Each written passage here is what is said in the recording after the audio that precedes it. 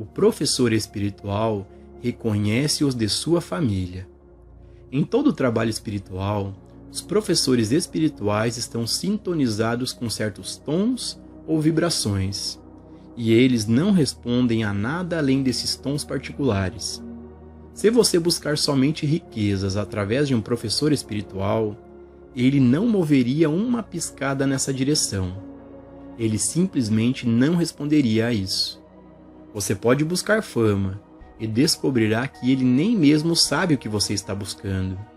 Você não pode enganar o professor espiritual mais do que você pode enganar a Deus. Não adianta orar a Deus com promessas de devoção se não for uma oferta plena e desinteressada de si mesmo. Não há como enganar o princípio divino da vida. É onisciente, com visão e discernimento absolutos. Da mesma forma, os professores espirituais não são enganados pelos alunos por muito tempo. Às vezes, por um curto período, alguém parece enganar um professor, dando a impressão de querer a Deus, mas não leva muito tempo para um professor de discernimento ver através da fachada. Por outro lado, o professor pode muitas vezes discernir no aluno qualidades que o aluno não sabe que tem, anseios que ainda não vieram totalmente à luz, e uma profundidade de receptividade em si mesmo, do qual ele ainda não tem consciência.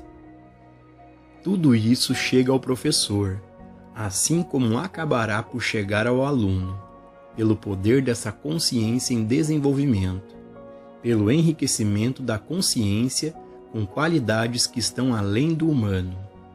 É estranho, às vezes, ver esse discernimento em ação, embora isso nunca possa ser explicado. Por exemplo, um dia, uma lista de nomes foi extraviada, ou seja, parecia que estava fora do lugar. Comecei a procurar, mas não conseguia encontrar.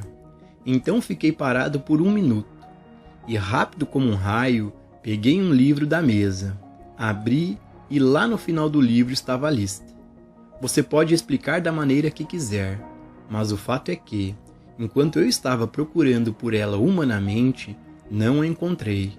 Quando parei por 1 segundo, seja lá o que for que é onisciente, me levou direto ao lugar onde estava. É assim que os alunos são conduzidos aos professores ou aos ensinamentos. Eles são conduzidos ao próprio livro e, frequentemente, à própria página em que se encontra a passagem que devem ter. E tudo isso sem nenhum conhecimento humano do que precisam, do que estão procurando ou de onde está. Isso pode ser chamado de faculdade intuitiva ou espiritual. O nome não é importante. O importante é como se consegue isso. A única resposta a essa pergunta é a pessoa ter certeza de que está realmente buscando a consciência de Deus. Ninguém que busque a consciência de Deus ficará desapontado. Onde entram o desapontamento e a frustração é em buscar Deus com um propósito. Ninguém pode buscar Deus com um propósito. Deus deve ser o único propósito. Chega o dia em que a pessoa se dá conta: jamais estarei satisfeito com toda a saúde ou com toda a riqueza que existe no mundo, se eu não tiver aquela coisa chamada Deus. Se eu não atingir essa realização, esse sentimento da presença a essa consciência. Isso ocorre para muitas pessoas.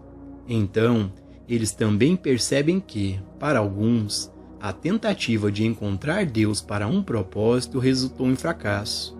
Para outros, resultou em sucesso, mas apenas para que isso pudesse levá-los à compreensão da grande verdade de que, depois de terem o que pensavam que queriam, descobrem que, afinal, não era o que queriam. Existe algo além.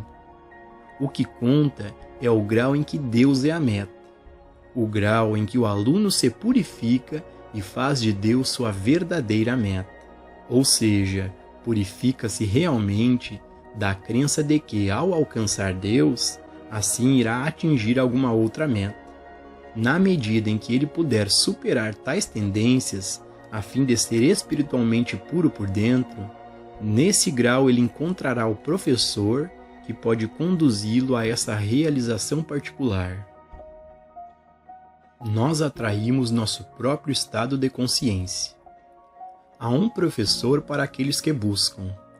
A única maneira de encontrar esse professor é alcançar a mesma medida de pureza interior e integridade do professor, porque então você estabelece em você a vibração que encontra resposta no professor.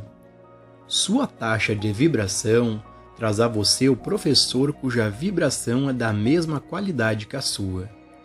Você atrai para si mesmo o seu próprio mundo. O que lhe é próprio virá até você. De certa forma, esse é um pensamento horrível, porque significa que qualquer coisa que seja a qualidade do seu estado de consciência, é isso que você atrai para si mesmo. É necessário ter certeza de que existe uma integridade interna. É por isso que aconselho os alunos a se observarem com muito cuidado e atenção. Não tanto no início do estudo, mas quando começam a sentir que estão começando a entender e a ver os frutos, e provavelmente estão descansando nas nuvens. É aí que entra o perigo. Tentações no caminho. Até que alguém seja temperado no espírito, existem tentações no caminho espiritual, e isso é simbolizado nas Escrituras pelas 3 tentações do Mestre no deserto. Se você estudar isso cuidadosamente, você pode ficar muito surpreso ao saber que Jesus, que já era um mestre espiritualmente ordenado, deveria ser chamado a passar por 3 tentações daquela natureza que ele teve que se confrontar no deserto. Você pensaria que ele era imune à sedução do poder, da fama ou de querer usar o pensamento para transformar pedras em pão. Você pensaria que nessa fase ele já era perfeito, mas não poderia ser, porque uma alma perfeita não poderia ser tentada. Existem severas tentações às quais os alunos são submetidos neste caminho. Há muitos alunos que, exatamente no momento em que pensam que estão progredindo espiritualmente, podem passar por suas provações mais profundas na forma de carência. A tentação é acreditar que Deus os abandonou ou que se tornaram indignos de Deus. Se essa condição de carência durar um pouco demais, eles ficam desanimados e desistem. Para outros, o resplendor precoce da realização do espírito traz prosperidade, e eles descobrem que a prosperidade é algo que não podem ter, porque ela se torna em coisas, as coisas que podem fazer por elas, comprá-las ou recebê-las. O pensamento é desviado da verdade de que não é a forma de riqueza que é riqueza, mas sim sua fonte. A cada passo existem tentações. Pedro foi tentado a preservar sua vida. Ele iria preservar sua segurança, e assim ele perdeu muito. O fato de que o mestre o perdoou não foi uma evidência da realização de Pedro, mas sim do mestre. Que tal coisa pudesse ter acontecido com ele depois de 3 anos com o mestre, deve ter sido difícil para Pedro entender. Quando os alunos realmente atingem a consciência espiritual, eles não se preocupam com seu senso humano de vida, seu senso humano de suprimento ou seu senso humano de liberdade. Alguns dos que estavam no caminho foram lançados nas covas dos leões, alguns queimados, alguns crucificados e alguns jogados na prisão. Isso não faz diferença para os iluminados, pois o que constitui iluminação é a realização da imortalidade. Eles pouco se importam se a imortalidade está deste ou daquele lado. A meta única nos leva a atravessar todas as tentações. Ninguém superestime o grau de seu progresso espiritual antes de ser testado. Mas quando ele for testado, que ele não tema as consequências, pois não há consequências, exceto as alegres consequências da superação. Superação do medo, superação do conceito de autopreservação, superação de tudo o que há na natureza humana que afasta uma pessoa da plena e completa realização de sua identidade espiritual. Uma única realização, se mantida com você, será suficiente para conduzi-lo através de tentações de toda e qualquer natureza. Essa realização é que seu objetivo é a realização de Deus, que você não tem intenção de parar até que isso seja alcançado, seja a preço que for. A realização de Deus é sua meta. Se a falta entrar em sua experiência, você perceberá que isso nunca pode separar ou desviar você de seu objetivo, que nunca pode ser um poder em sua experiência. Você pôs os pés no caminho e não vai olhar para trás. Se você tiver que seguir em frente com falta e limitação, como companhia por um tempo, talvez isso lhe ensine lições importantes. Se a prosperidade vier até você, você estará duplamente vigilante. É muito mais fácil ser virtuoso quando pobre. Você perceberá que a riqueza traz consigo a tentação de interferir em sua busca por Deus. Ela oferece oportunidades para desviar sua atenção do seu objetivo, para que o mundo chama de paz que ele pode proporcionar, as alegrias e os prazeres que o mundo pode proporcionar. Isso pode criar tentações muito maiores do que a falta e a escassez. E assim, quanto maior a prosperidade, mais deve ser constante a percepção e a realização. Deus é minha meta, e esse sucesso e prosperidade não me moverá ou me tirará do meu caminho, ou tirará de mim as horas douradas ou minutos em que preciso meditar, para leitura, estudo e companheirismo de quem está neste caminho. Muitos dos que ingressaram no trabalho espiritual foram prejudicados por seu sucesso, às vezes pelo número de pessoas que os procuram. Os números não contam no trabalho espiritual. Se 1 dúzia, ou 1000 ou 200 vêm, não deve fazer diferença para a pessoa em um ministério espiritual. Essa pessoa está mantendo sua união consciente com Deus, tentando ser um instrumento por meio do qual Deus se expressa. E não faz diferença se há 2 pessoas para recebê-la, 1 pessoa ou 10.000. Sua consciência determina sua demonstração. Nenhuma demonstração se eleva mais alto do que a consciência do qual emana. Portanto, na proporção em que sua consciência mantém sua integridade e mantém como seu objetivo a realização de Deus, a demonstração de Deus, a visão de Deus, o ser de Deus, nessa mesma proporção você atrai para si o que é seu. A relação entre aluno e professor. Assim como você aprende na vida a nunca culpar ninguém por seus infortúnios, independentemente de quanto alguém humanamente possa parecer ser o culpado, você aprende que só pode atrair para si o que já está estabelecido em sua consciência. O pão que você joga na água é o pão que vai voltar para você. E se o pão que você joga na água é a fome de Deus, o verdadeiro pão da vida voltará para você. Você mesmo é responsável pelo grau de bem que recebe de um professor, de um ensino ou mesmo de um livro. Que grau de integridade espiritual você confere a eles? Esse é o grau que você extrairá deles. Um livro em si é apenas tinta preta em muitas páginas brancas. E isso é tudo que você pode obter de uma página, a menos que você mesmo traga algo mais para esta página. Quando você traz sua fome de Deus, você extrai dela a satisfação de Deus, o pão da vida, a carne, o vinho e a água do Espírito. Quando você leva seu coração cheio de apenas desejo espiritual a um professor, você extrai do professor o pão da vida, o vinho, a água, o cajado, a substância. Essa é sua demonstração.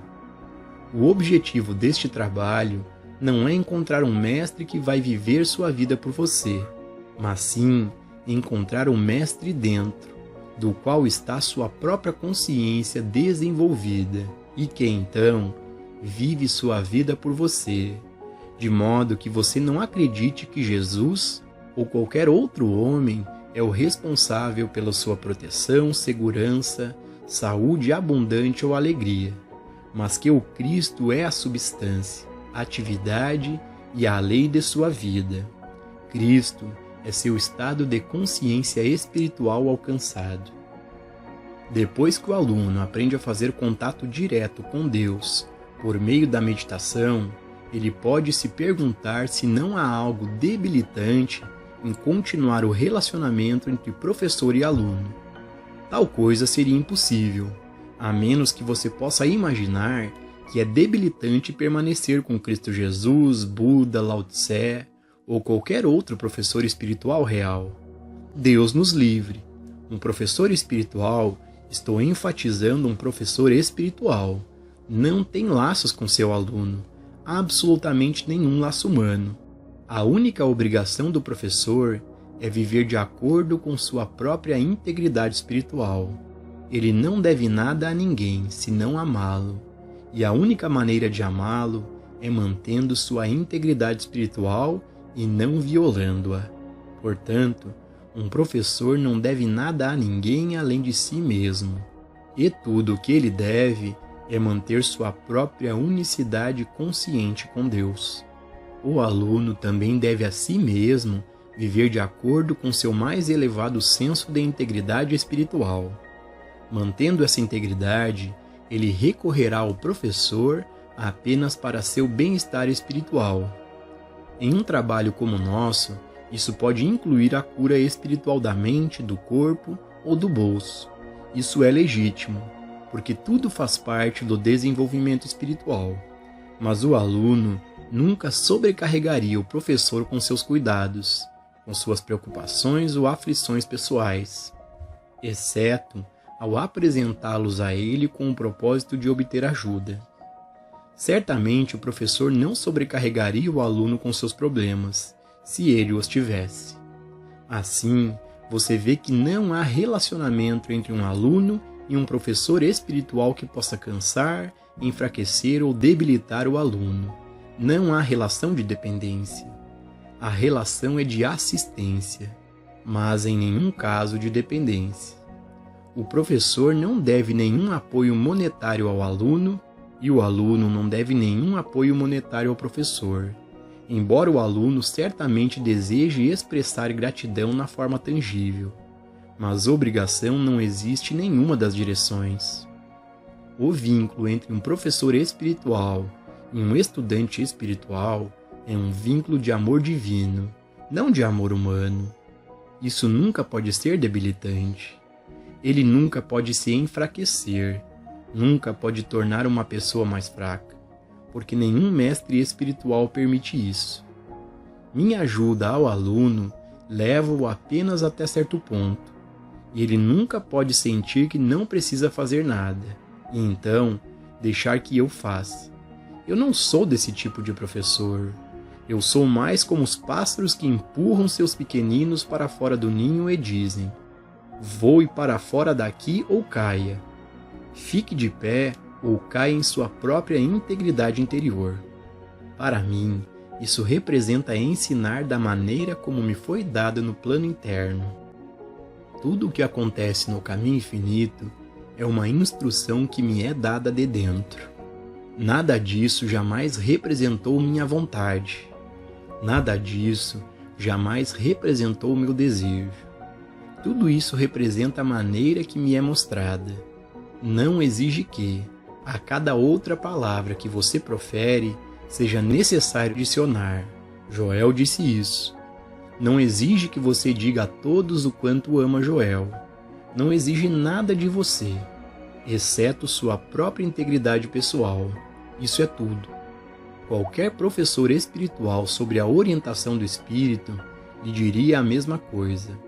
Se em algum momento os alunos se tornarem excessivamente dependentes de um professor, pode ser que o professor não tenha percebido, e então eles se tornam fracos devido a essa inclinação e dependência.